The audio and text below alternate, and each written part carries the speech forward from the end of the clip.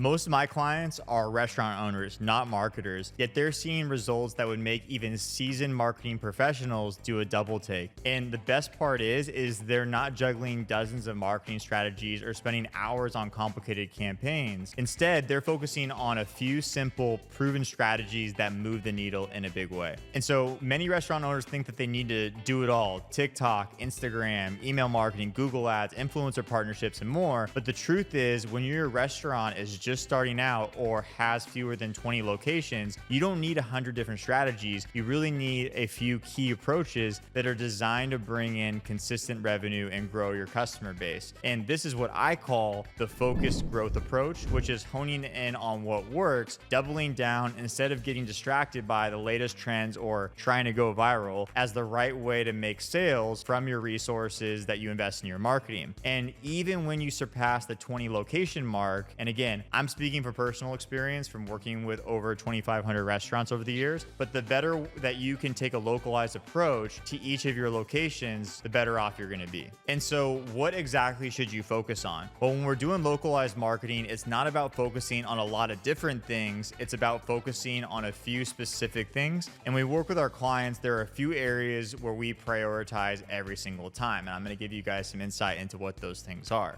The first one is ensure that your restaurant is easy to find online. I know this seems obvious, but your restaurant needs to show up when people are making a buying decision. So if someone searches lunch near me or best lunch in fill in your city name, your brand needs to be omnipresent. If potential customers don't know you exist, you're missing out big time. And so to make sure your restaurant's presence online is optimized to capture all those searches, that's number one. I would say the second thing is polish your online brand presence. So in your Google My Business, make sure your profile is up to date. Is the information accurate? Are the photos appealing? Does your online ordering system work seamlessly? I can't tell you how many times one of our clients has their online ordering link linked to their Google My profile only for it to not work. My point is, make it easy and possible for people to choose your restaurant and place an order. If the process isn't smooth, customers are likely to go elsewhere. The next one is owning your customer data. This is one of the most important aspects of marketing.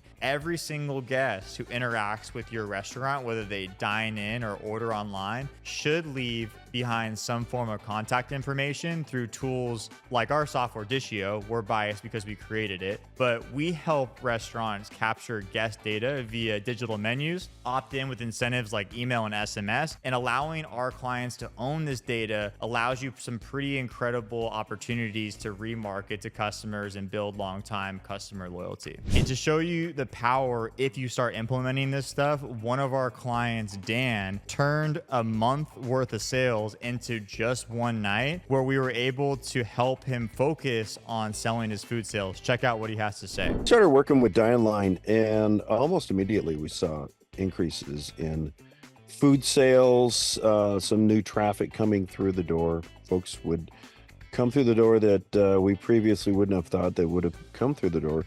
And it just continued to grow incrementally throughout the months, to the point where the end of the year, last year, we were seeing some incredible growth in sales year over year.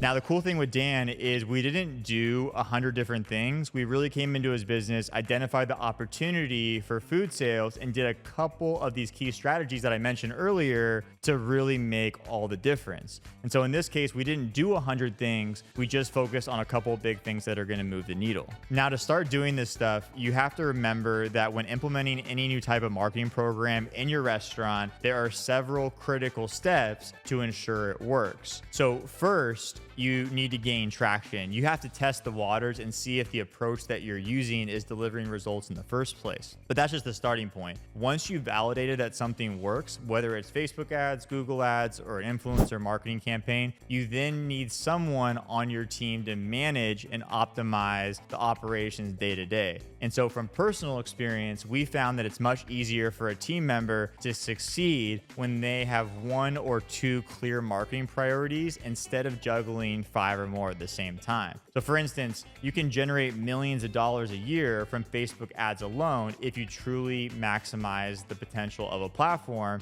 The same goes for Google ads or any other singular channel. But when you spread yourself too thin, especially if you're not a large operation, you just end up pulling away resources from something that's already working in order to try something new out. So I always talk to my team about this, but this is always creates the dilemma. Do you add a new strategy or focus on improving what's already working? And I'm a big fan of the latter. Choose 1 or 2 strategies and ask, how can I absolutely maximize this channel out before moving on to something new? Overcomplicating marketing efforts just creates confusion a lot of times, and it also diminishes your results. So if you don't have a single marketing system that is already doing $4 to $5 million a year, your focus should be on perfecting that system rather than adding new strategies to your marketing umbrella. All right, so now that you understand how you go about the process, when does it actually make sense for a restaurant to move from a localized marketing strategy to a broader branding campaign? Well, here's some key indicators that I have learned from the clients that we've worked with. So the first one is a rough revenue milestone. So if your restaurant group is generating $8 to $10 million in annual revenue, it might be time to explore larger branding efforts. See, at this scale, you've likely maxed out the returns from hyper-local efforts and can start focusing on building a recognizable brand across a wider market.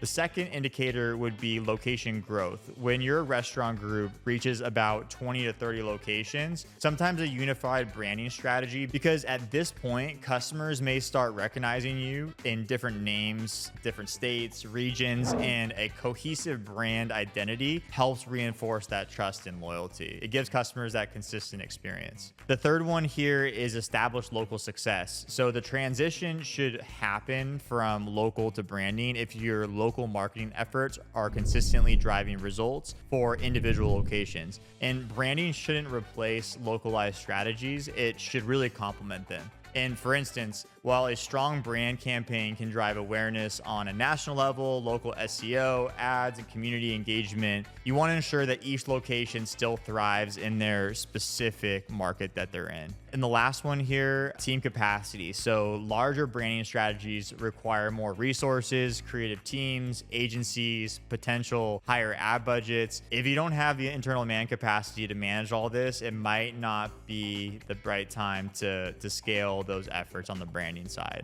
I would say though, from a lot of the clients that we've worked with, is even as you grow and introduce larger branding strategies, localized marketing should still remain a core pillar of your overall plan. And so why? It's because each restaurant location operates as in their unique customer demographic, and it's important that you tailor it to those specific locations. I can think of one example recently actually where we had a restaurant that was at the 20 location mark. They were a barbecue concept as well, and they had about 20 locations that were on that fringe of like moving to an overall branding strategy, but they kind of got away from local. And what happened is that a lot of their franchisees were complaining that they didn't have any help from the franchisor. And in this case, it made sense for them to use their $30,000 budget that they had and reallocate those resources to a more localized approach. So like every single location, whether they lived in a city or next to a college town, was getting a specific strategy that was tailored towards those individual locations' needs. So by maintaining a balance, usually between localized and broader branding strategies, you'll ensure that each location maximizes its potential while building a strong brand presence overall. And if you're a restaurant owner who's ready to simplify your marketing and start seeing real results, here's what you can do next. So click the link in the description below, and we actually have more free training specifically on what I just talked about. I'm going to actually show you how to implement these simple strategies to grow your restaurant's revenue. And if it makes sense, you can book a call with me and my team to learn how our tools, either our agency on the Dineline side or our software product Dishio, can help you streamline your marketing even further. So don't complicate it. Sometimes it's worth it to have a partner like us in your corner to help your restaurant thrive. And otherwise, I'll see you in the next training. Thanks.